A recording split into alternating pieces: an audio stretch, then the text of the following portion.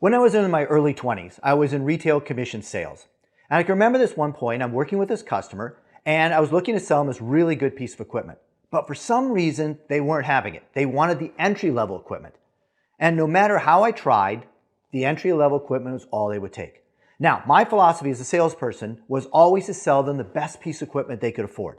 It lasts longer, it has much more interesting features, they'll enjoy the experience a whole lot better, give them bragging rights for friends and family, and nobody ever complains about having better quality equipment. But in this particular case, they went with the entry-level equipment.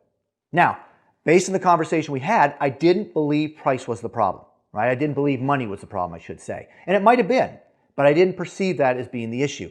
So after they left, I was a little upset with myself that I wasn't able to sell them equipment that I wanted to sell them. And at the time, I was a pretty good salesperson. So I did something I hadn't really done much before.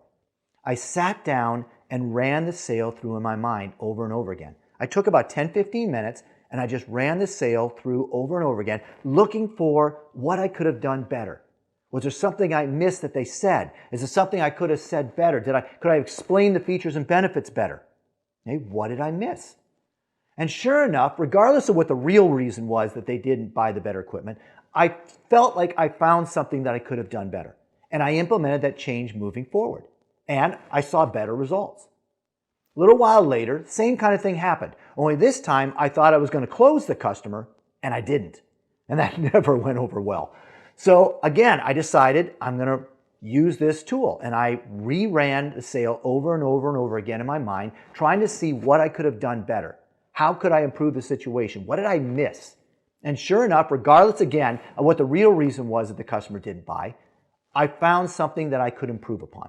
And so I implemented that moving forward. And again, I saw improvement. So after doing this 3 or 4 times, it suddenly dawned on me, why am I not doing this all the time? And so that's what I started doing. After every sale, I would sit down and I would run the sale through in my mind. Even if I closed the customer, I would still go through the same process. Now, this wasn't beating myself up. But I know that I can always get better. And if I could find even a little incremental improvement, those incremental improvements add up and it will improve my sales ability. And sure enough, it did. It was one of the tools that I used that made a huge difference in my performance. So as time went on, I started using this tool in other areas of my life. As my career changed and my career evolved, when I went into sales leadership, I would use this tool. When I switched careers and became a computer networking instructor, I used this tool. And when I started speaking and teaching, I started using this tool. And I found that it always made a difference. It allowed me to replay in a quiet kind of place what had gone down and look for ways that I could improve.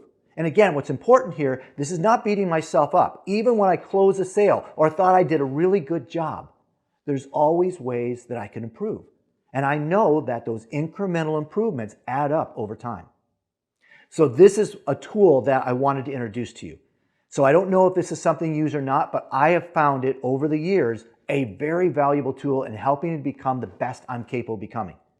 It's really easy to use. You just sit down and play it over again in your mind. But here's the kicker. What's easy to do is easy not to do. So this does take time, work, energy, commitment. But the results will be there. Like anything else, anytime you take a step forward in trying to improve yourself, you will benefit from those results or from that effort. But you do have to put in the effort. So this is a tool I strongly recommend that you implement in the things that you do. And it doesn't matter what your career is. Whether you're a secretary, a janitor, a CEO, it doesn't matter. When it comes to the important things in your career, or any other aspect of your life for that matter, replay them over and over again in your mind, looking for possibilities of improvement. And when you find them, you start implementing those changes. And if you keep doing this over and over and over again throughout your career, you're going to find that the improvement level 6 months from now, a year from now, will be incredible. It has been an invaluable tool in every aspect of every career that I've had. So this is something I strongly recommend to you, and I thought I'd take the time to introduce this tool to you in case this is something that you've not implemented in your life. My name is Rory Peters. I'm a speaker, the author of 2 books, and a peak performance success coach. I work with career women who want to raise their game, who say to themselves, I'm capable of doing so much more than this, but they don't know where to start.